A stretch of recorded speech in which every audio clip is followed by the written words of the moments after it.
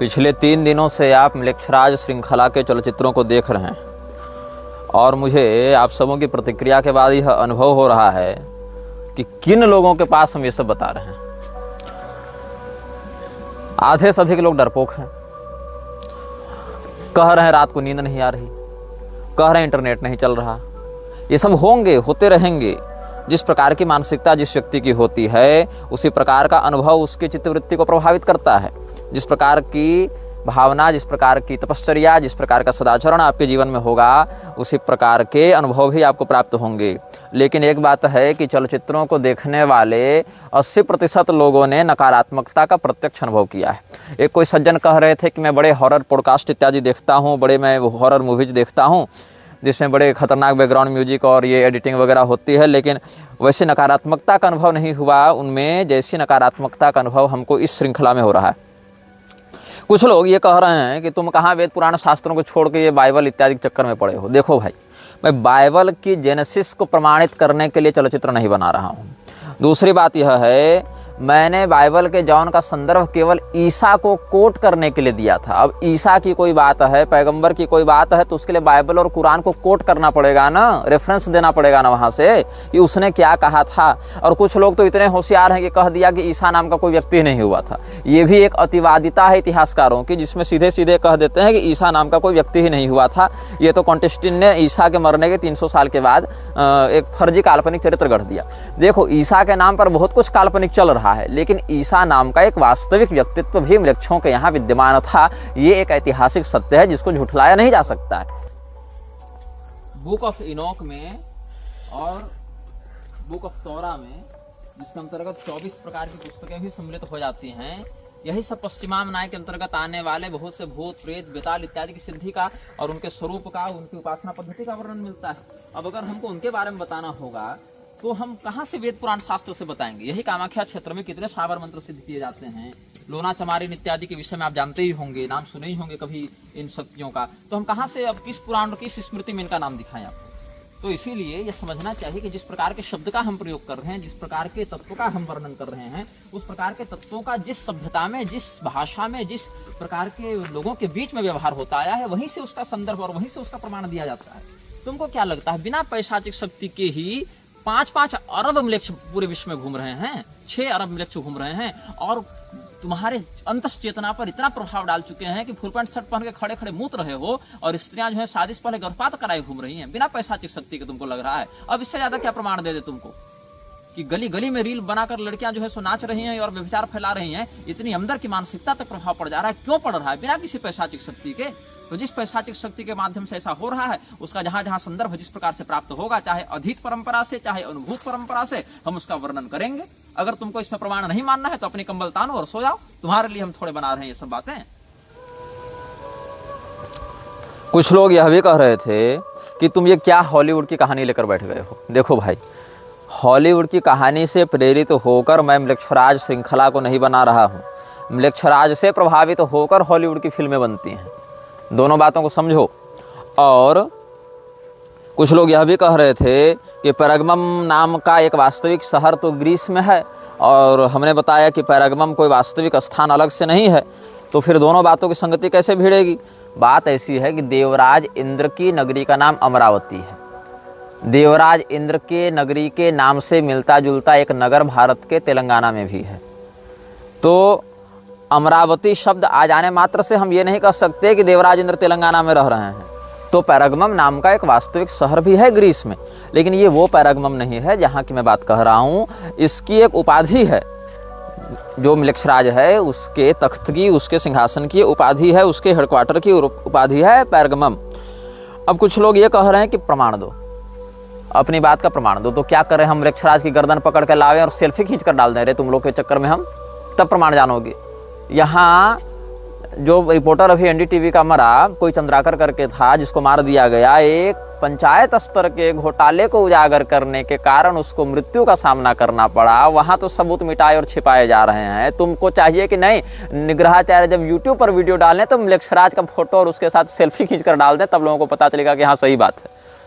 क्या ऐसी नालायक की बुद्धि है। और सुनो, ये कोई हम पैसा कमाने के लिए और सेंसेशन क्रिएट करने के लिए नहीं बना रहे हैं। कोई भी अगर तुम मुझे कंटेंट क्रिएटर ही मानकर चलते हो, उसी रूप में देखना चाहते हो, तो कोई भी कंटेंट क्रिएटर अपने वीडियो को डालने के बाद तुरंत यह नहीं कहता है कि इसको पहले डाउनलोड करके रीअपलोड करो, कोई नहीं कहता है। जबकि आप दूसरे के कंटेंट को अगर रीअपलोड करेंगे तो कॉपीराइट भी लगाते हैं लोग, चैनल उड़ाते हैं। तो तुमको अभी समझ में नहीं आ रहा है कि मैं ये काम क्यों कर रहा हूँ। मैंने जितने संदर्भ दिए, लोग कह रहे हैं कि बाइबल से क्यों बता रहे हो, कुरान से क्यों बता रहे हो, यहूदियों से क्यों बता रहे हो, तो पारसियों से क्यों बता रहे हो। देखो, ये एक बहुत ही कटु सत्य है कि भारत में पिछले 1000 वर्षों से इन्हीं पुस्तकों के अनुयायियों ने शासन बहुत प्रभावी रूप से किया है और हमारी संस्कृति को अपूरणीय क्षति पहुंचाई है। तुम उनकी सत्ता और उनकी शक्ति की अपेक्षा आंख मूंद कर नहीं रख सकते हो कि हम आंख बंद कर दिए तो ये सब समस्याएं टल जाएंगी। बिना किसी विशेष शक्ति के सहयोग के, बिना किसी बड़ी ताकत के सहयोग के, क्या लगता है तुमको कि 1000 साल ये लोग शासन कर जाएंगे? इतने गहराई से न्यायपालिका में, अर्थव्यवस्था में, व्यापार में, संस्कृति में, शिक्षा में घुसपैठ कर लेंगे। वो शक्ति जो इन सबको नियंत्रित कर रही है, वो मृक्षों की शक्ति जहाँ जहाँ वर्णित होगी, जिस रूप में वर्णित होगी, वहाँ वहाँ से ही उसका संदर्भ दिया जाएगा ना भाई। अब रही बात की, बहुत से सभ्यताओं ने इसको बहुत से नामों से पुकारा, ये बात सत्य है। मैंने इसके कई नाम बताए। कुछ लोग कहते हैं कि शैतान शब्द का तुम प्रयोग करते हो, ये तो इस्लामी शब्द है और तुम सनातन धर्म के ग्रंथों में शैतान शब्द जब नहीं मिलता तो कैसे शैतान शब्द का प्रयोग कर रहे हो। अरे बहरों, शैतान शब्द का प्रयोग हमने प्रचलित भाषा में किया है, लेकिन उसी वक्तव्य में हमने कई बार तो आसुरी संपदा शब्द का भी प्रयोग किया है। वो क्यों नहीं देखते हो? लोग समझ जाएं। अब फिर लोग पूछेंगे महाराज जी आसुरी संपदा क्या होती है? तो अलग अलग स्तर के व्यक्ति अलग अलग प्रश्न करेंगे। अगर हम कह दें शैतान तो 2 प्रकार की प्रतिक्रिया आएंगी। एक व्यक्ति समझ जाएगा मैं क्या कहना चाह रहा हूँ, दूसरा व्यक्ति कहेगा कि शैतान शब्द तो संस्कृत का नहीं है, तुम कैसे बोल रहे हो। अब अगर मैं कह दूँ आसुरी संपदा तो भी 2 प्रकार के लोग आ जाएंगे। एक जो इसका अर्थ समझ लेंगे वो, और दूसरे वो व्यक्ति जो कहेंगे महाराज जी आसुरी संपदा का क्या अर्थ होता है। तो इसीलिए एक एक व्यक्ति की निजी मानसिक स्थिति और स्तर के आधार पर हम वक्तव्य नहीं दे रहे हैं। हमको जो कहना है वो हम कहेंगे, और जो कह रहे हैं बिल्कुल अनुभव अध्ययन के साथ कह रहे हैं। ये नहीं कि कोई काल्पनिक फैंटेसी और कोई ये पॉडकास्ट देखकर और किसी वेब सीरीज की नकल करके कह रहे हैं, ऐसा नहीं है। अभी हमारे कक्ष में अगर हम वीडियो दिखा दें तो सैकड़ों ग्रंथ पढ़े हुए हैं, सैकड़ों पुस्तकें, सैकड़ों देशी विदेशी लेखकों की सारी बातें पढ़ी हुई हैं, कहाँ पर क्या है। और उनमें से बहुत कुछ बातें तो काल्पनिक हैं, बिल्कुल हैं, लेकिन बहुत कुछ बातें सत्य भी हैं। जैसे कि बहुत से लोग कड़ी स्वयं जोड़ रहे हैं। एक मैं उदाहरण दूं, कुछ लोग हस्तर का नाम सुनकर कह रहे थे, एक व्यक्ति ने कमेंट किया था कि हस्तर की जो कहानी है वो किसी मराठी लेखक, नारायण नाम के मराठी लेखक से ली गई है, और उस मराठी लेखक ने भी किसी अंग्रेजी लेखक के उपन्यास से उसको ग्रहण किया था, उस भावना को। तो कुल मिला के ये कड़ियाँ वापस म्लेच्छराज तक ही जाकर जुटती हैं। अब कुछ लोग बता रहे थे कि मैंने जो कहा था जॉन का रेफरेंस देते हुए कि जीसस पर म्लेच्छराज प्रभाव डालने आया था, उस समय तत्कालिक रूप से नहीं डाल पाया था उतना प्रभावी रूप से। तो इसका कारण यह है कि इस्लाम के प्रवर्तक के जीवन में जितना खून खराबा और बलात्कार और इस प्रकार के आतंक की बाहुल्यता देखने को मिली है, उतने आतंक की बाहुल्यता ईसा के निजी जीवन में नहीं थी। इसीलिए ईसा जो है वह म्लेच्छ होने के बाद भी पैगंबर की तुलना में सौम्यतर म्लेच्छ था। इसीलिए उसकी मानसिकता का भेदन करने में म्लेच्छराज उतने प्रभावी रूप से तात्कालिक दृष्टि से सफल नहीं हुआ जितने की उससे अपेक्षा थी। इसीलिए तो 300 साल अपनी शक्ति को जगाता रहा। और यह चिंतनीय यह भी है कि एक और कोई हमको बता रहे थे कि इन्होंने लिखा है कि आपने जो जीसस पर प्रभाव डालने की बात कही उसका वर्णन एक चलचित्र नेफ्रियस में भी मिलता है। देखो, मैंने नेफ्रियस देखी नहीं है और उम्मीद कम है कि मैं देखूंगा। वो चलचित्र एक वार्तालाप है एक ऐसे व्यक्ति जिसको एक डीमन ने उसके शरीर को अपना घर बनाया हुआ है, और एक मनोवैज्ञानिक है। तो वो डीमन बताता है कि उसके मालिक ने जीसस को एक ऑफर दिया था, अपने प्रभाव में लाने का प्रयास किया था, पर जीसस ने मना कर दिया था।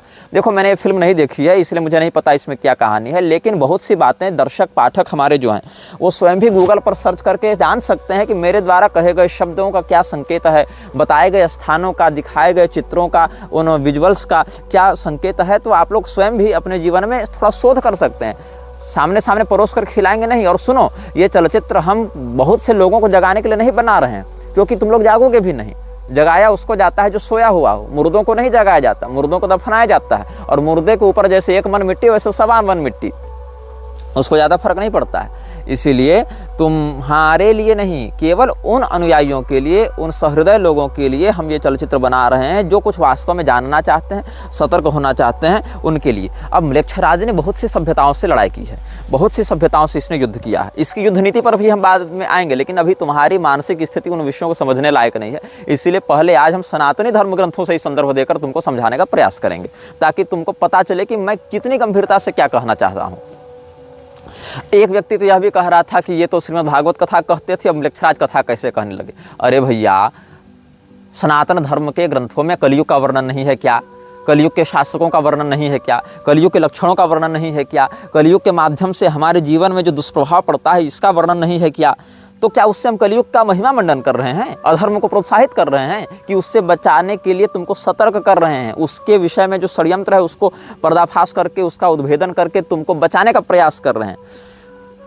तो म्लेच्छराज अलग अलग सभ्यताओं से टकराया और अलग अलग सभ्यताओं को जब उसने अपने वश में करना प्रारंभ किया, वहाँ अलग अलग भाषाओं को बोलने वाले लोग रहते थे, उसने उसके लिए अलग अलग शब्दों का प्रयोग किया। तो कहीं पारसी सभ्यता ने कुछ कहा, कहीं यहूदियों ने कुछ कहा, कहीं मुसलमानों ने कुछ कहा, कहीं ईसाइयों ने कुछ कहा, कहीं बौद्धों ने कुछ कहा। तो अलग अलग सभ्यता के भाषाई लोगों ने अलग अलग नामों से उसको पुकारा है।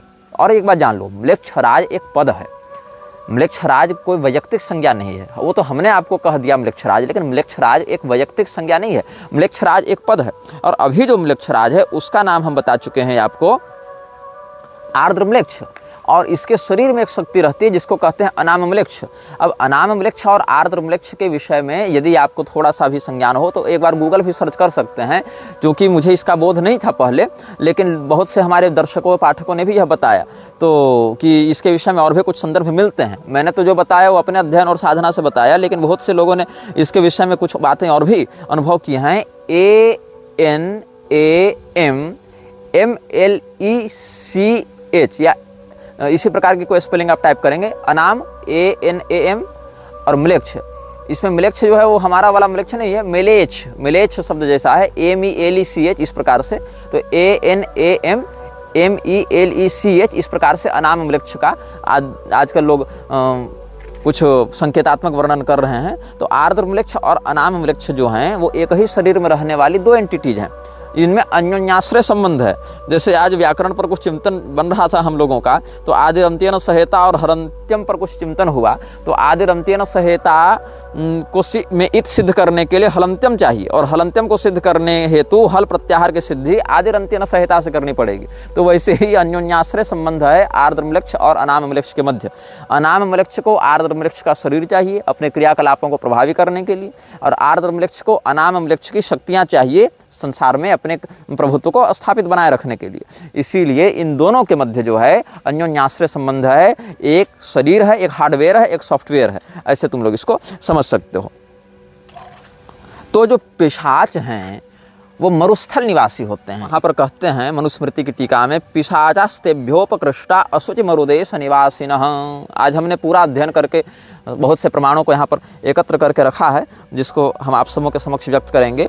तो यहाँ पर कहते हैं कि पिशाचास्तेभ्योपकृष्टा असुचि मरुदेश निवासिनः। पिशाच कौन है?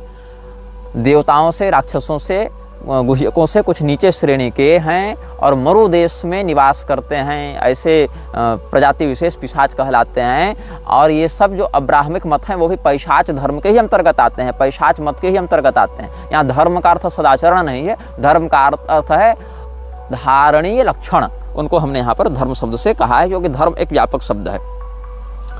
अब कुछ लोग यहाँ पर अलग अलग बातें कहने लगे हैं, ज्ञान देने आ जाते हैं। देखो, ज्ञान देने मत आओ हमारे वीडियो में, ज्ञान लेना है तो आओ, नहीं तो निकलते बनो।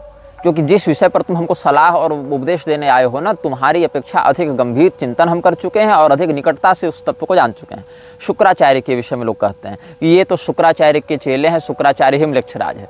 आता जाता तुमको कुछ नहीं है, आरोप पहले अपने ही देवताओं पर लगा दो कि शुक्राचार्य म्लेच्छराज है। देखो, भगवान शुक्राचार्य भृगुवंशी महर्षि हैं, बहुत श्रेष्ठ आचरणवान हैं, नीतिज्ञ हैं, मंत्र विशारद हैं और राक्षसों के गुरु भले हैं। लेकिन शुक्राचार्य जी ने कभी भी राक्षसों को ये नहीं कहा कि तुम यज्ञ का विध्वंस करो, तुम गौओं को जाके मारो, तुम वर्णाश्रम का विरोध कर दो, ये नहीं कहा। शुक्राचार्य जी का काम बस इतना है कि जब देवता राक्षसों पर आक्रमण करें तो मंत्र शक्ति से राक्षसों की रक्षा करें, जब देवताओं का पक्ष कमजोर पड़े तो राक्षसों को नीति सिखाकर, योजना बताकर देवताओं पर विजय प्राप्त करने के लिए प्रेरित करें, अथवा किसी मंत्र की दीक्षा इत्यादि देकर विशेष शक्ति साधना यज्ञ इत्यादि के माध्यम से उनको उत्कृष्ट बना दे। इतना ही उनका काम है। लेकिन शुक्राचार्य जी ने कभी भी राक्षसों की उन्नति के लिए उनको ये नहीं कहा कि तुम वर्णाश्रम का विरोध करो, तुम गौवों को मारो, तुम स्त्रियों से बलात्कार करो, ये ऐसा शुक्राचार्य जी ने नहीं कहा। अपितु राजा बलि के प्रकरण में आप देखें तो शुक्राचार्य जी ने तो स्वयं राजा बलि के माध्यम से कितने दिव्य यज्ञों को करवाया है, दान धर्म इत्यादि करवाया है। और शास्त्रों में तो यह भी वर्णन आता है कि एक ही गुरु तत्व दैत्यों के लिए और देवताओं के लिए दो अलग अलग स्वरूप धारण करके प्रवर्तित होता है। वह गुरु तत्व अंगिरा के माध्यम से बृहस्पति के रूप में प्रकट होता है दिव्य संपदा के पोषण के लिए, और वही गुरु तत्व भृगु के माध्यम से उशना अर्थात शुक्राचार्य के रूप में प्रकट होता है दैत्यों के उत्कृष्टता के लिए। तो ये बात है। शुक्राचार्य जी की जो आँख फूट गई थी, राजा बलि जब वामन भगवान को 3 पग भूमि का दान कर रहे थे, तो शुक्राचार्य जी के नेत्र जो वहाँ पर विदीर्ण हुए हैं, वो एक आंख का आश्रय लेकर लोग इल्यूमिनाती को घुसा रहा, ऐसी बात नहीं है। शुक्राचार्य जी की वो नेत्र भगवान की कृपा से फिर ठीक भी हो गए थे, ऐसा नृसिंह पुराण में वर्णन है। तो शुक्राचार्य जी को म्लेच्छराज मत बताओ, तुम कुछ जानते नहीं हो इस विषय में। अब कि आप शुक्र नीति पढ़ेंगे, शुक्र नीति सार पढ़ेंगे, तो वहीं से आपको हम बता देते हैं शुक्राचार्य जी का क्या मत है म्लेच्छों के विषय में। त्यक्तस्वधर्माचरणा निर्घृणा परपीड़का चंडाश्च हिंसका नित्यम म्लेच्छास्ते विवेकिनः। जो अपने आचरण को, अपने स्वधर्म मतलब अपने जातिगत, कुलगत, वर्णगत धर्म का परित्याग करके निर्दयतापूर्वक दूसरे व्यक्ति को पीड़ा देते हैं, जो अत्यंत प्रचंड स्वभाव वाले हैं, हिंसक हैं और जो सदैव दूसरे को कष्ट देते रहते हैं, ऐसे अविवेकी व्यक्ति को म्लेच्छ कहते हैं। अर्थात शुक्राचार्य जी की दृष्टि में म्लेच्छ कोई बहुत सम्माननीय और श्रेष्ठ तत्व नहीं है, अविवेकी लोगों को ही शुक्राचार्य जी ने म्लेच्छ माना है। और जैसा कि हमने आपको बताया था कि अनाम वृक्ष की ज्योति, वृक्षराज की ज्योति अपने हृदय में स्थापित करने के साथ ही उसकी चाकरी शुरू होती है। तो अब भारत में भी एक संस्था कार्य कर रही है जो शरीर के अंदर एक दिव्य ज्योति की स्थापना करवा रही है। उस संस्था का नाम जानते हैं? प्रजापिता ब्रह्मा कुमारी। कभी सर्च करना, या बहुत से लोगों के वीडियो भी हैं उसके छल से जो बच बच के भाग के बाहर निकले ना उसके चंगुल से। प्रजापिता ब्रह्मा कुमारी वाले क्या कर रहे हैं? हृदय में ज्योति की स्थापना करवा रहे हैं। किसकी ज्योति है जरा पता करना वो। अब आगे तुम लोग को भी होमवर्क देंगे, सब हम ही बताएंगे तो सबूत मांगने जाओगे, और सबूत देने के लिए तुम लोग हो कौन जो हम तुमको सबूत देने जाए? तुम पर हमारा एहसान है कि कृपा करके इतना बता दे रहे हैं, ताकि कुछ लोग, अगर 1 लाख व्यक्ति भी वीडियो देख रहे हैं, उसमें एक व्यक्ति भी अगर सतर्क होता है, सुधरता है, तो हमारे बल को बढ़ाएगा। बस हमारा यही लोभ है, हमारा यही स्वार्थ है। अब आगे हम दक्ष प्रजापति के विषय पर भी चिंतन कर देते हैं कि बकरे का माथा देखकर लोग दक्ष प्रजापति ही लूसीफर है, दक्ष प्रजापति ही बेफोमेट है, ये सब कहने लग जाते हैं। ऐसी बात नहीं है। दक्ष प्रजापति देवराज इंद्र, अग्निदेव इत्यादि से भी श्रेष्ठ स्तर के प्रजापति हैं, वो देवता हैं। जहाँ अग्नि का ब्रह्म रूप में वर्णन है, वहाँ के अतिरिक्त हम कह रहे हैं जो वसुमंडल में अग्नि हैं, आदित्य मंडल में इंद्र हैं, वहाँ से आदित्य मंडल वसुमंडल के देवताओं से उत्कृष्ट स्थान दक्ष प्रजापति का है। और दक्ष प्रजापति भगवान महादेव के बड़े सुंदर भक्त रहे हैं एक समय में। वो तो भगवती के रोष के कारण, भगवती के निर्माल्य के तिरस्कार के कारण उनको शिवद्रोह वाली मति आ गई, इसीलिए भगवान महादेव ने थोड़ा उनको अनुशासित कर दिया, बस इतनी सी बात है। और बकरे का माथा उनके माथे में लगा दिया, लेकिन वह बकरे का माथा भी पुनः ठीक हो गया था जब प्रचेता के पुत्रों के रूप में दक्ष प्रजापति ने अपना पुनर्जन्म लिया है। और दक्ष प्रजापति स्मृतिकार भी हैं, दक्ष स्मृति है उनकी। स्मृतिकार मतलब भारतीय जो मानवीय सभ्यता है, वृक्षों पर तो हम विवेक का विश्वास नहीं कर सकते, लेकिन जो भारत भूमि की पवित्र भारतीय प्रजा है, जो हमारे सनातन धर्मावलंबी हैं, उन लोगों के लिए धर्म का क्या अनुशासन है, इसको व्यक्त करते हुए जो स्मृतियों की बात आती है सनातन धर्म में, उन स्मृतियों में से एक स्मृति भगवान दक्ष की भी है। इसलिए दक्ष प्रजापति म्लेच्छराज नहीं है, इल्यूमिनाती नहीं है। ये सब जो दिव्य शक्तियां हैं, इनको तुम केवल आजकल के पॉडकास्ट वाले कॉन्स्पिरेसी थ्योरिस्ट के साथ जोड़कर भ्रमित मत हो जाओ।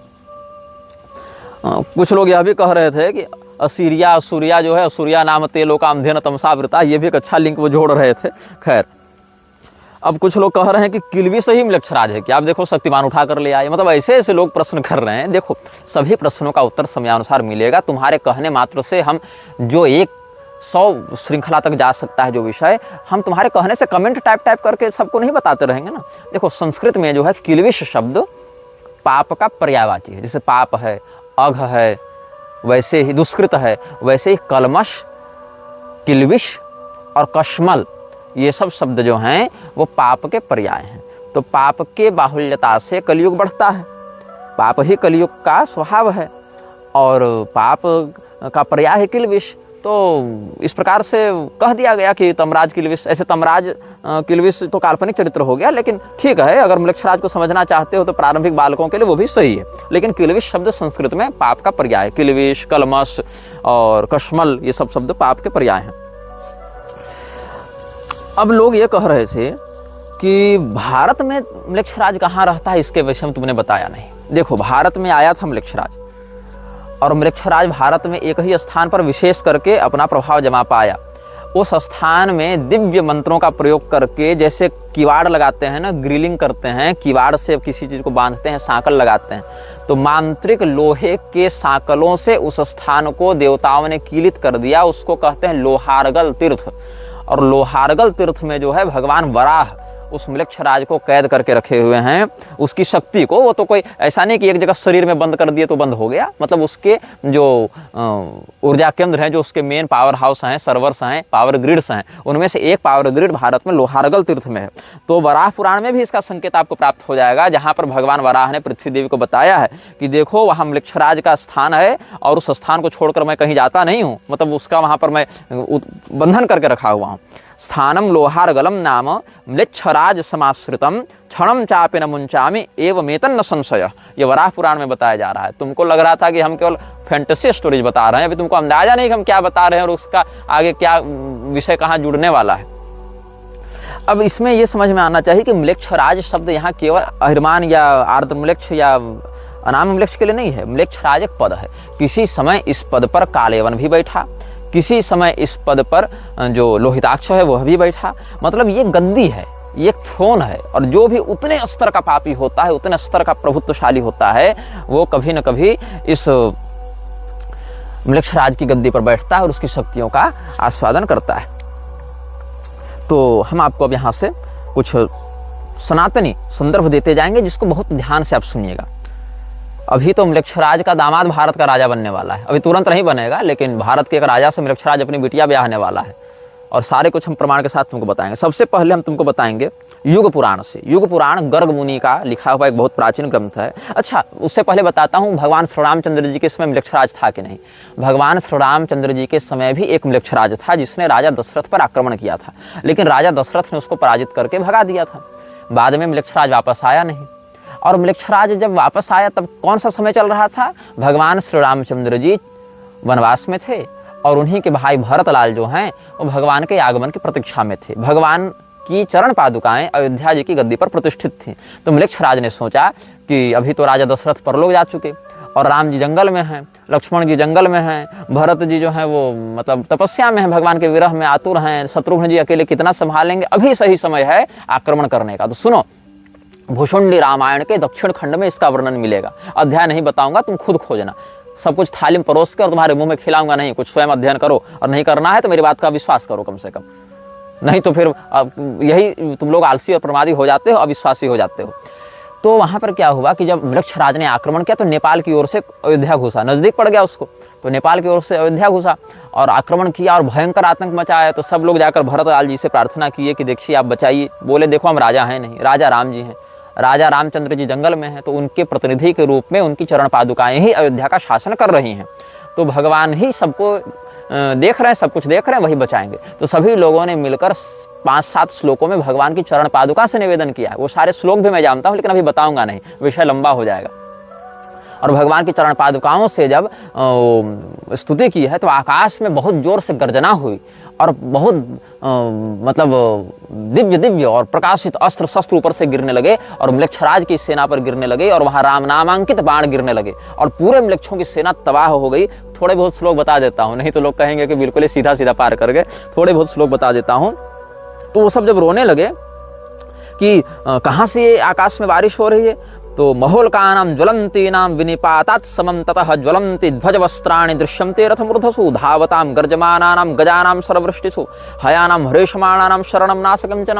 वृक्षों के हाथी घोड़े सब के ऊपर जब बारिश होने लगी बाणों की, तो ये कहाँ से आ गया, जैसे आग की बारिश हो रही हो। तो ये सब वृक्ष आतंकित हो गए, हाहाकार करके भागने लगे। तो केचिदास्कस्मिक वृष्टिमायुधानां समं ततः समालोक्य सुवित्रेषु हताः स्मृतिवादिनः, हाय हम मारे गए, हम मारे गए, ऐसा कहते हुए मृक्षराज के सारे सेनापति और सारे सैनिक मर गए। कुछ भाग गए और कुछ तो भगवान श्री रामचंद्र जी के नाम को लेते हुए और दुहाई लगाते हुए, राम जी की दुहाई लेते हुए भाग गए और कहा कि नहीं नहीं, हम अयोध्या पर आक्रमण नहीं करेंगे। तब सबों ने सोचा कि भाई कहाँ से ये बाण वृष्टि हुई। तब कहा गया राम जी की चरण पादुका केवल 100 पीस में म्यूजियम में थोड़े रखी हुई है, वो मतलब राम जी स्वयं बैठकर शासन कर रहे हैं, तो इसीलिए अब हम कभी अयोध्या पर आक्रमण नहीं करेंगे, ऐसा वो मृक्ष राज के सैनिक कहते हुए भाग गए हैं। तो सुन लो, 3-4 श्लोक उदाहरण के लिए दे देता हूँ। केचित् दैव कृतं मत्वा कदनं घोरमात्मनः इतो नैवं करिष्याम इत्याभाष्य विनयश्री नष्टेषु म्लेच्छराजस्य सैन्येषु सह नायकैः मृते च राक्षसानीके शेषाः केचिद् विदुद्रुवुः गृहीतवैशसाः केचिद् राजानः परपक्षकाः भग्न संकल्प संयोगा दुद्रुवः समराजिरात्। और भी बहुत से राजा लोग आए थे ना अयोध्या पर आक्रमण करने के लिए, तो वहाँ पर सब लोग मतलब भग्न संकल्प हो गए। मृक्षराज के अधीन होकर जितने राजा लड़ने आए थे कि हम भी अयोध्या वालों से लड़ेंगे, हम भी लड़ेंगे, वो सब भाग गए। अब सुनो, धर्मशास्त्र का इतिहास जो है, जो वीपी काणे जी ने लिखी थी, हालांकि उनके एक लिखन में बहुत कुछ हमने त्रुटियां पाई हैं, लेकिन इस विषय में उन्होंने अच्छा लेखन किया युग पुराण के विषय में, जहां पर वो कहते हैं कि शूद्र लोग प्रणव के साथ आहुति डालेंगे और उस समय अमलात नाम का या आम्राट नाम का एक मृक्षराज होगा, उसकी लाल लाल आंखें होंगी। हमने जो अनाम वृक्ष का चित्र डाला था उसके भी लाल लाल आंखें थी बहुत ज़्यादा, वो उसका वैसा ही वर्णन प्राप्त भी होता है और अनुभव में भी देखा जाता है। तो ये इन्होंने युग पुराण के विषय में भी लिखा है, वहाँ से भी हम आपको संदर्भ देंगे। और एक संदर्भ हम आपको देंगे, यदि आपको पता होगा, पंडित गोपीनाथ कविराज के विषय में, बहुत अच्छे साधक, बहुत अच्छे विद्वान, बहुत परंपरागत सम्मानित अध्येता रहे हैं सनातन धर्म में, और बहुत पुराने भी नहीं हैं, 2 पीढ़ी पहले के हुए हैं हमारी पीढ़ी से देखें तो पंडित गोपीनाथ कविराज जी जो हैं, महामहोपाध्याय भी उनके नाम के आगे लगता था, बड़े प्रसिद्ध विद्वान रहे। उन्होंने तांत्रिक साहित्य नाम का एक संकलन ग्रंथ लिखा था, जिसमें तंत्र ग्रंथों का परिचय लिखा था। उसमें उत्पत्ति तंत्र के अंतर्गत उन्होंने मृक्षराज का वर्णन किया है, संकेतात्मक किया है कि मृक्षराज का काल कैसा है, क्या है, इस प्रकार से उन्होंने वर्णन किया है। तो उत्पत्ति तंत्र का जहाँ पर वर्णन कर रहे हैं तांत्रिक साहित्य के पृष्ठ 77 में, वहाँ कह रहे हैं मृक्षराज का काल कथन, इस प्रकार से उन्होंने उसमें अनुभाग दिया है। अब हम आपको बता रहे हैं, अच्छा, बृहत पाराशर होरा शास्त्र में भी एक योग बनता है। उस योग में जिस व्यक्ति का जीवन फंसता है, विशेष करके मृक्षराज केतु की जिसकी उत्कृष्ट दशा होती है, उसको अपने वश में करने का प्रयास करता है और उसको बहुत पुरस्कृत करता है। इसका भी एक आपको हम प्रमाण दे ही देते हैं बृहत पाराशर होरा शास्त्र से भी। थोड़ा आपको मैं श्लोक बता देता हूँ। क्षमा कहते हैं पृथ्वी को, क्षमापति कहते हैं राजा को, भूपति, क्षमापति, क्षमा और क्षमा दोनों शब्द हैं। तो क्षमापति मतलब राजा, भूपति, तो म्लेच्छ क्षमापति, म्लेच्छ क्षमापति मतलब मृक्षराज। तो संस्कृत का जो अध्ययन करते हैं, पर्यायों को समझते हैं, वो समझ जाएंगे मैं क्या कह रहा हूँ। तो श्लोक देखिएगा, केतु भुक्ति महादशा वर्षाणी, वहाँ फल देखिएगा, केतुत्कृष्ट दशा करोति विजय क्रूर क्रियार्थागमम म्लेच्छ क्षमापति लब्ध भाग्य कवन प्रारंभ शत्रुच्छयान केतु पाप दशाति कष्ट विफलानर्थ क्रिया योग हृच्छूला स्थित ज्वर कंपन द्विजन द्वेषाति मूर्ख क्रियान। केतु की उत्कृष्ट दशा में विजय, क्रूर कर्म से धन प्राप्ति और मृक्षराज से भाग्य वृद्धि और शत्रुनाश होता है। ऐसा पूर्व खंड के 32वें अध्याय में, मतलब 32वें अध्याय में केतु भुक्ति महादशा वर्ष का जहाँ फल बता रहे हैं पराशर मुनि, वहाँ कहते हैं कि जिसकी ऐसी दशा होती है, क्रूर कर्म से धन प्राप्त करता है और मृक्षराज की कृपा से उसके भाग्य में बड़ी सुंदर वृद्धि होती है, बड़ा भाग्य उसका चमक जाता है। तो सोच लो कि केवल तुम जो कहते हो ना कि फैंटेसी सुना रहे हैं, अरे मूर्खों, फैंटेसी सुनाने के लिए हम यहाँ नहीं बैठे हैं। बात मानना है मानो, नहीं मानना है तो रसातल जाओ। कुछ लोग कह रहे थे कि मृक्षराज तो तुम्हारी कल्पना है। सुनो, बड़ी गंभीरता से समझा रहा हूं। मृक्षराज भी यही चाहता है कि तुम उसे काल्पनिक समझो, क्योंकि जब तक तुम उसे काल्पनिक समझोगे तब तक उसका बल बहुत निर्बाध और निष्कंटक रूप से अभिवृद्धि को प्राप्त होता रहेगा। अब हम युग पुराण की चर्चा कर रहे थे। युग पुराण पर हम बात आते हैं। उस समय एक म्लेच्छराज का यहाँ पर वर्णन मिलता है जिसका नाम था आम्राट, और उसकी आंखें बड़ी लाल थी, इसलिए उसको लोहिताक्ष भी कहते थे। तो ततो रणे धनु मूलो भविष्यति महाबलः आम्राटो लोहिताक्षेति पुष्पनामं गमिष्यति सर्वे ते नगरं गत्वा शून्यमासाद्य पर्वतम, और अर्थलुब्धाश्च सर्वे भविष्यन्ति महाबला। जितने भी लोग उस समय होंगे वो अर्थलोलुप होंगे, क्योंकि म्लेच्छराज पैसा बहुत दे देता है तो लोग अर्थलोलुप हो जाते हैं। ततस्स म्लेच्छ आम्राटो रक्ताक्षो रक्त वस्त्रभृत, लाल रंग का कपड़ा पहने हुए, लाल रंग की आंखों वाला वह म्लेच्छ राजा व नृप, म्लेच्छ नृप आम्राट जनमादाय विवशम परम उत्सादयति, लोगों को बलपूर्वक अपना गुलाम बनाकर बहुत कष्ट देगा। और वो क्या करता है, ततो वर्णांस्तु चतुरः स नृपो नाशयिष्यति, चारों वर्णों को वह व्यक्ति नष्ट करने के लिए तत्पर रहेगा। कौन? म्लेच्छ नृप, कौन सा म्लेच्छराज? जिसका नाम आम्राट है, जो लाल रंग की आंखों वाला है और जो लाल रंग के कपड़े पहनता है। वर्णान व्यवस्थितान सर्वान कृत्वा पूर्वा व्यवस्थितान आम्राटो लोहिताक्षश्च विपत्स्यति स बांधवः, लेकिन वो आम्राट भी अपने पूरे कुल खानदान के साथ मरेगा, और उस समय उसको मारने वाले राजा का नाम होगा गोपाल वर्मा। ततो भविष्यति राजा गोपालो नाम नामतः। लेकिन समस्या क्या होगी कि गोपाल वर्मा जब टकराएगा म्लेच्छराज से, तो उस समय का जो आम्राट म्लेच्छराज होगा वो तो मर जाएगा। ये गर्ग मुनि भविष्यवाणी कर रहे हैं। लेकिन राजा गोपाल भी उससे जो युद्ध होगा उसमें इतनी नकारात्मकता झेलेंगे कि वो भी बच नहीं पाएंगे, साल भर के अंदर वो भी मर जाएंगे। मतलब टकरा तो गए बहुत जोर से, मार भी दिया उसको, लेकिन उसके टकराने से जितनी शक्तियां इनके साथ अगर भिड़ी, वो जो नकारात्मकता इनके अंदर घुसी, उसने इनको भी मार दिया। तो गोपालस्तु ततो राज्यम भुक्त्वा संवत्सरम नृपः पुष्पके चाभिसंयुक्तम ततो निधनमेष्यति, और राजा गोपाल जब मर जाएंगे उसके बाद फिर एक दूसरा राजा होगा। ततो धर्म परो राजा पुष्पको नाम नामतः, जब राजा गोपाल मरेंगे तो गोपाल वर्मा अपने उत्तराधिकारी के रूप में पुष्पक नामक राजा का अभिषेक करके जाएंगे। लेकिन ये नकारात्मकता उनकी पीढ़ी पर भी असर करेगी, राजा पुष्पक भी ज़्यादा बच नहीं पाएंगे, वो भी साल भर के अंदर ही मर जाएंगे। तब उसके बाद उनके उत्तराधिकारी के रूप में अनरण्य नाम के बहुत पराक्रमी राजा होंगे। ये अनरण्य दूसरे हैं, एक राम जी के पूर्वज भी अनरण्य हुए हैं, ये दूसरे हैं।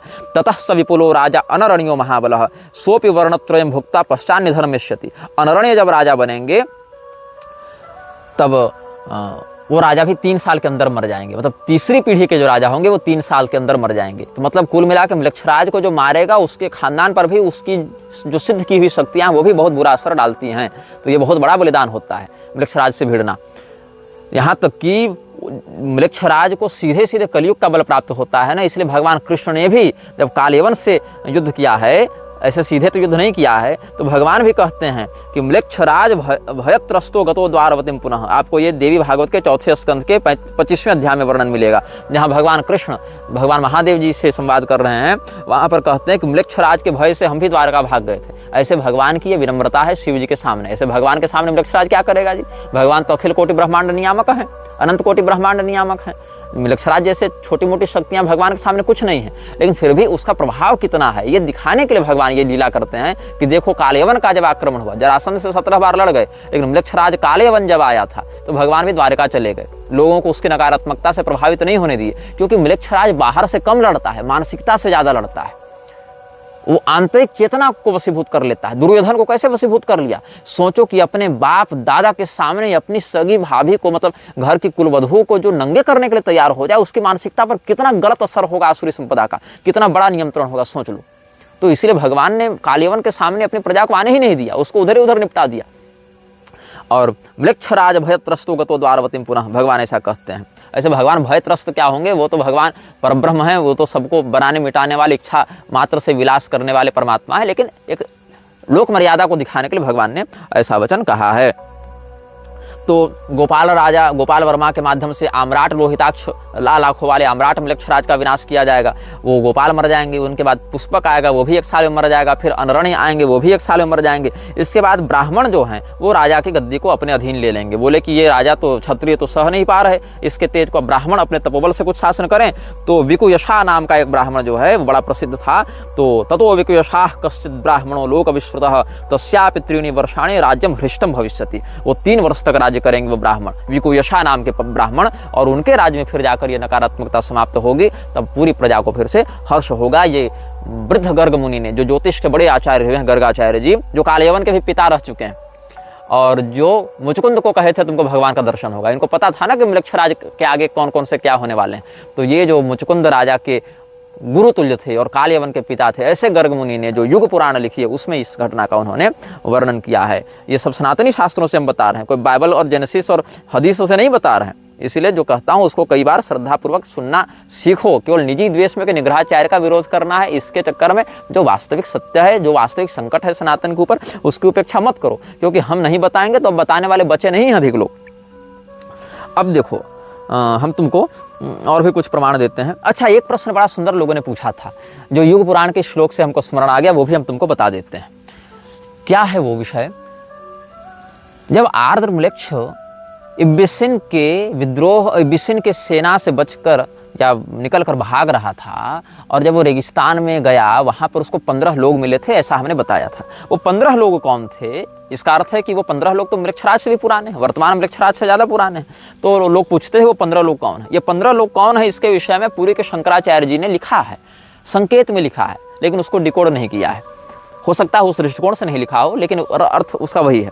जब हम युग पुराण का प्रमाण आपको दे रहे थे, इसमें इस प्रसंग के प्रारंभ में एक वचन आया है, अर्थ लुब्धाश्चते सर्वे भविष्यन्ति महाबला, कि मृक्षराज का प्रभाव विशेष करके उन लोगों पर पड़ता है जो अर्थ के लोभी हैं, पैसे पर जिनकी नजर रहती है।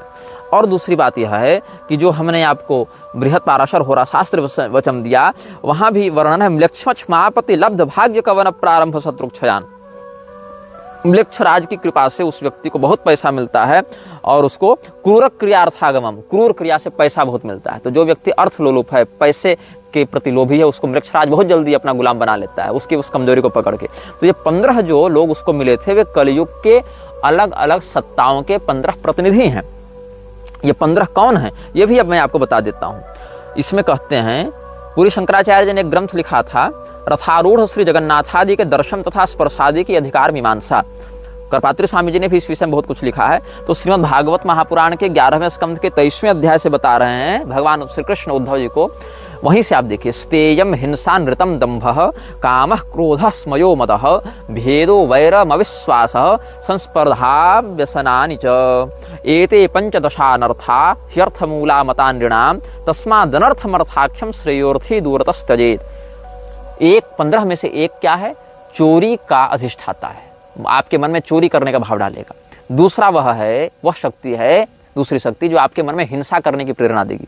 तीसरी शक्ति आपके मन में झूठ बोलने की प्रेरणा देती है। चौथी शक्ति आपके मन में दंभ का विस्तार करती है। पांचवी शक्ति आपके मन में काम की वासना को बहुत बढ़ा देती है। छठी शक्ति आपके मन में क्रोध को बहुत बढ़ा देती है। सातवीं शक्ति आपके मन में गर्व को बहुत बढ़ा देती है। आठवीं शक्ति आपके मन में मद, एकदम मतलब क्या, मतवालापन, अपने आगे किसी को नहीं समझना, उसको बढ़ा देती है। उसके बाद भेद मतलब फूट डालने वाला एक तत्व है। उसके बाद वैर करवाने वाला एक तत्व है। दूसरे सहजन के प्रति, शास्त्रों के प्रति, देवताओं के प्रति, धर्म के प्रति अविश्वास बढ़ाने वाला एक तत्व है। दूसरे की उन्नति से संतुष्ट और प्रसन्न होने की अपेक्षा स्पर्धा रखने में जो दुर्भाव है, उसकी उत्प्रेरिका एक शक्ति है। स्त्रियों के प्रति अनावश्यक जो एडिक्शन होता है, स्त्रियों के प्रति जो आकर्षण हो जाता है, वो भी व्यभिचारगत दृष्टि से, वो लंपटता बढ़ाने वाली जो है वो 13वीं शक्ति है। जुआ, सट्टेबाजी, ये सब करवाने वाली 14वीं शक्ति है। और शराब, मदिरा, ड्रग इत्यादि की प्रति प्रेरित करने वाली 15वीं शक्ति है। ये भागवत महापुराण में 15 प्रकार के अनर्थ बताए गए हैं, जिनसे कलयुग बहुत अधिक बढ़ता है। और ये 15 अनर्थ रहते कहाँ हैं? तो एते पंचदशा अनर्था ह्यर्थ मूला मतान्नृणाम। ये 15 जो अनर्थ हैं वो अर्थ में वास करते हैं, इसलिए अर्थ में 15 प्रकार के अनर्थ बताए गए हैं। यही 15 प्रकार के अनर्थ की जो शक्तियां हैं, वही साकार विग्रह धारण करके आर्द्रम्लेच्छ को बचाती हैं और उसको अपना नायक बनाकर आगे अपने कार्य को बढ़ाती हैं। और इनसे होता क्या है, ये भी आगे के श्लोकों में देख लो। भिद्यम ते भ्रातरो दाराः पितरः सुहृदस्तथा एका स्निग्धाः काकिणिना सद्यः सर्वैरयः कृताः अर्थे नाल्पीयसा ह्येते संरब्धा दीप्तमन्यवः तजन्त्या सुस्पृधो घ्नन्ति सहसोत्सृज्य सौहृदम्। इन 15 में से अगर कम मात्रा में भी ये सब प्राप्त हो जाएं आपको, तो आपके भाई से आपका झगड़ा करा देंगे, आपकी पत्नी, आपके माता पिता, आपके सुहृद, ये सब के साथ आपका वैर करवा देंगे।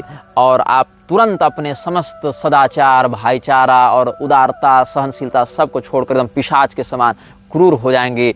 क्रूर कर्म से आप धन प्राप्त करने के लिए, प्रतिष्ठा प्राप्त करने के लिए किसी भी नीचता तक चले जाएंगे। यही जो 15 अनर्थ शक्तियां हैं वही कली पुरुष की शक्तियां हैं, और कली पुरुष की ये 15 शक्तियां ही आर्द्रमलेक्ष को बचाती हैं और उसको इतना श्रेष्ठ मतलब पिशाचों की दृष्टि में श्रेष्ठ नायक के रूप में स्थापित करती हैं। और उन्हीं 15 शक्तियों के अंश से निकला हुआ जो अनाममलेक्ष है वही उसके अंदर घुसकर उसके हार्डवेयर का, उसके शरीर का प्रयोग करके अपना सारा काम करवाता है। ऐसा नहीं है कि ये मलेक्षराज भारत पर आक्रमण नहीं किया है। ये मलेक्षराज ने जिस समय चाणक्य ने महापद्मनंद का तख्ता पलट करवाया था उस समय भी इसने भारत पर आक्रमण किया था, और भारत पर आक्रमण करने के लिए इसने 5 राजाओं का आश्रय लिया था। अब ये जो महापद्मनंद है वो था कौन? उसने कलयुग को आगे बढ़ाने के लिए बहुत सहयोग दिया था। श्रीमद् भागवत में आप देखिए, जहाँ सुखदेव जी ने कलयुग के भविष्यगत राजाओं का वर्णन किया है। महापद्म पतिः कश्चिन नंदः छत्र विनाशकृत ततो नृपा भविष्यन्ति शूद्र प्रायस्तु धार्मिकाः स एक छत्रां पृथ्वी मनुलंघित शासनः शासिष्यति महापद्मो द्वितीय इव भार्गवः तस्य चाष्टो भविष्यन्ति सुमाल्य प्रमुखा सुताः य इमां भोक्ष्यन्ति महिं राजानश्च सप्तम समाः नव नन्दान् द्विजः कश्चित् प्रपन्नानुद्धरिष्यति तेषां भावे जगति मौर्या भोक्ष्यन्ति वै कलौ स एव चंद्रगुप्तं वै द्विजो राज्येभिषिक्षति। जो धर्मनिष्ठ क्षत्रियों का शासन होगा, उन क्षत्रियों के शासन को नष्ट करते हुए शूद्रा के गर्भ से उत्पन्न अधार्मिक चित्तवृत्ति वाला एक राजा होगा जिसको महापद्मनंद कहेंगे। उसके 8 सुमाल्य इत्यादि 8 पुत्र होंगे। 100 वर्षों तक राज्य करेंगे उस समय, और फिर जब सभी लोग हाहाकार मचाने लगेंगे तब कोई ब्राह्मण होगा जो उस नंद के साम्राज्य को पलटकर चंद्रगुप्त को राजा बनाएगा। अब ये ब्राह्मण कौन है? इसके विषय में वायु पुराण में, ब्रह्मांड पुराण में वर्णन है कि इस ब्राह्मण का नाम होगा कौटिल्य। महानंदी सुतश्चापि शूद्रायाम काल संवृतः उत्पत्स्यते महापद्मः सर्वक्षत्रांतरे नृपः ततः प्रभृति राजानो भविष्याः शूद्रयोनयः एकराट स महापद्म एकच्छत्रो भविष्यति 28 वर्षाणि पृथ्वीं पालयिष्यति सर्वक्षत्र हृदोद्धृत्य भाविनोर्थस्य वैबलात्। किसके बल से? अर्थस्य वैबलात्। आपको हमने युग पुराण से क्या कहा था? अर्थ लोलुप सब हो जाएंगे। आपको हमने क्या बताया? अर्थ में 15 अनर्थ रहते हैं जो कलयुग के सेवक हैं, जो आर्द्रमलेक्ष को गोद लेते हैं। और यहाँ पर महापद्मनंद को कौन बढ़ा रहा है? अर्थस्य वैबलात्। अर्थ के बल से उसने ऐसा किया। और सहस्रास्तुताह्यष्टौ समाद्वादशते नृपाः महापद्मस्य पर्याय भविष्यन्ति नृपाः क्रमात्। तो कौटिल्य फिर उनसे भिड़ेंगे और उद्धरिष्यति तान् सर्वान् कौटिल्यो वैद्यरष्टिभिः भुक्ता महिं वर्षशतं नवेन्दुः स भविष्यति चंद्रगुप्तं नृपं राज्ये कौटिल्य स्थापयिष्यति 24 समा राजा चंद्रगुप्त भविष्यति। फिर 24 साल तक चंद्रगुप्त का राज्य होगा। फिर बिंदुसार का राज्य, जिसको भद्रसार के रूप में भी यहाँ कहा गया है, उसका 25 वर्ष तक राज्य रहेगा और 26 वर्ष तक अशोक का राज्य रहेगा। 24 समा राजा चंद्रगुप्तं नृपं राज्ये कौटिल्य स्थापयिष्यति 24 समा राजा चंद्रगुप्तो भविष्यति भविता भद्रसारस्तु 25 समा नृपः 26 समा राजा अशोको भविता नृषु। ये सब बात है। तो भारत में मलेक्षराज को लेकर बहुत कुछ संकेत मिलता है। राज तरंगिणी देखो, वहाँ भी मिलेगा, बहुत कुछ स्थानों पर मिलेगा। तो ये जो मलेक्षराज है वो चंद्रगुप्त के समय आक्रमण करना चाहता था। क्यों करना चाहता था? क्योंकि चाणक्य ने अर्थ के बल से जो अनर्थ का विस्तार कर रहा था, मलेक्षराज का जो एजेंट था महापद्मनंद यहाँ पर, उस मलेक्षराज के अभियान को चंद्रगुप्त के माध्यम से चाणक्य ने रोक दिया। और चाणक्य ने जब तख्ता पलट कर दिया, सत्ता परिवर्तन कर दिया, तो मलेक्षराज का तो काम अटक गया। तो जो महापद्मनंद था उसके पुत्र ने मलेक्षराज से संपर्क किया और वहां से उसको कहा कि महाराज अब आप आके यहाँ पर हमारी रक्षा कीजिए। तो महाकवि विशाख दत्त ने मुद्रा राक्षस नाटकम में इसका संकेत किया है। यदि आपको थोड़ा सा साहित्य से रुचि होती तो आप इस विषय को जानते। उपलब्धवानस्मि प्रणिधिभ्यो यथा तस्य म्लेच्छराज बलस्य मध्यात् प्रधानतमाः पंचराजानः परया सुहृत्या राक्षस मनुवर्तन्ते। कि मैं यहाँ पर आकर बता रहा हूँ, हे आचार्य चाणक्य, क्या कि मलेक्षराज की सेना में 5 राजा प्रधानता से उसके काम को देख रहे हैं बड़े सुहृद बनकर। उसमें कौन कौन हैं?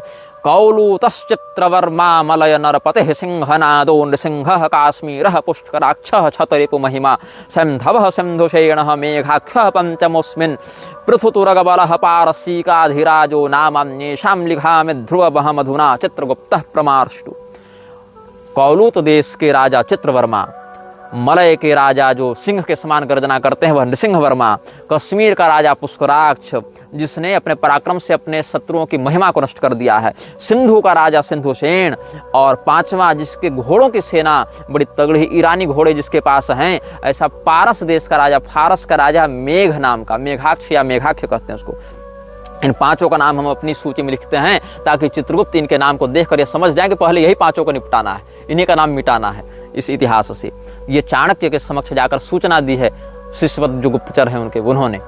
तो म्लेच्छराज उस समय आ रहा था, लेकिन भगवत कृपा से चाणक्य ने अपनी नीति कुशलता और तपोबल से म्लेच्छराज को भारत में आने नहीं दिया। तब पुनः म्लेच्छराज ने विक्रमादित्य के समय आक्रमण किया है, और विक्रमादित्य के जन्म से ठीक कुछ समय के पहले ही या उस समय जब वो बच्चे थे तो कालकाचार्य जो हैं वो म्लेच्छराज को लेकर आए थे, और फिर विक्रमादित्य ने वेताल सिद्धि इत्यादि के आश्रय से फिर बहुत दिव्य महाविद्या साधना इत्यादि भी करके, और शिवांश थे भी, शिवमुख गुह्यक के अवतार थे भी वो, तो इसीलिए अपने दिव्य पराक्रम से महाराज विक्रमादित्य ने म्लेच्छराज को पराजित किया, और वो एक प्रकार से उसका वध ही कर दिया था म्लेच्छराज का। लेकिन चूंकि हमने बताया वो कई बार अपने शरीर को बदलता है और पुनः जीवित होता है, वो असेंबलिंग फिर से करता है, तो वो बच गया।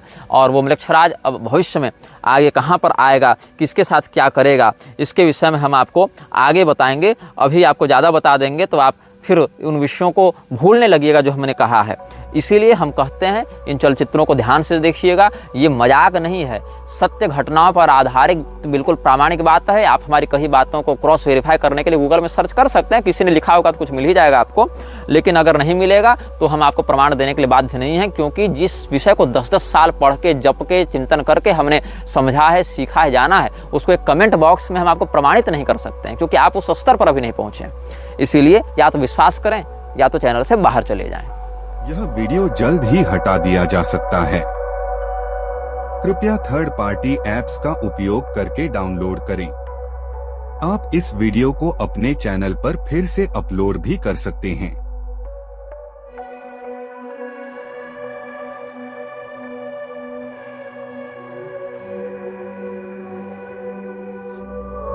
This video may get deleted soon. Please download using third-party apps.